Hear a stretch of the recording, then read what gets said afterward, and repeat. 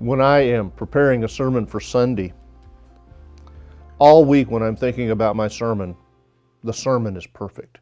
It's just great. And then on Tuesday, I sit down to write it. And then all of a sudden, I can't put one thought down on paper. Because as soon as I actually start putting the sermon together, it's not perfect anymore. I've got to include some things and leave them out. And that's a struggle for me. It makes me want to put off the project. There's a book that came out years ago called Art and Fear, and they did an experiment. They took all of these art students and they gave two different teams. Team A and Team B were all given about 50 pounds of clay. Team A was told, we want you to keep making clay pots until you make the absolute perfect clay pot.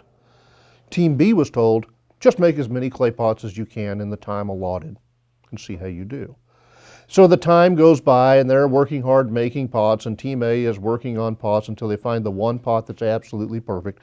Team B is just cranking out pots left and right because they're going for quantity, not quality. At the end of the experiment, they discovered something interesting.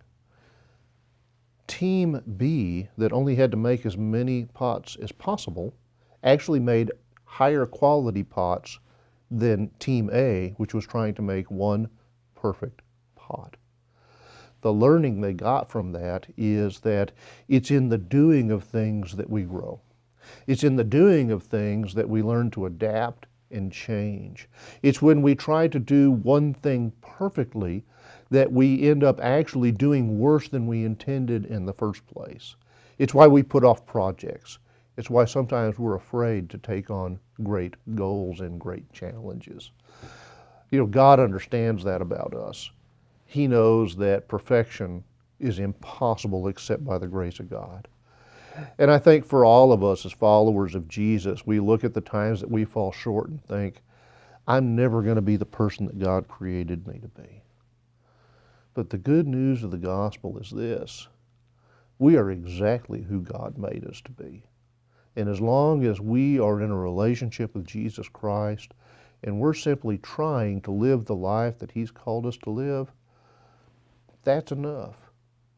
Even if we quit trying for a while, God still loves us. We're just a bunch of imperfect and flawed people trying to get a little bit better every day. We talk about living our life of faith that way, about just sincerely accepting who we are as God's people, as living our faith unfiltered. And that's what you'd find here at Christ Church. You won't find anybody who's perfect. You may find a few people trying to be perfect. It never works. But what you do find is a group of people who get up every day and do their level best to follow Jesus.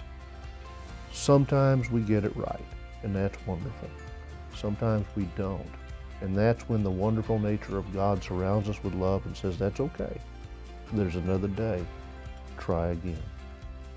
If you're looking for a faith community, or you know someone that has a faith community that accepts that perfection is up to God and not to us, I think that you'll find that faith community here at Christ Church.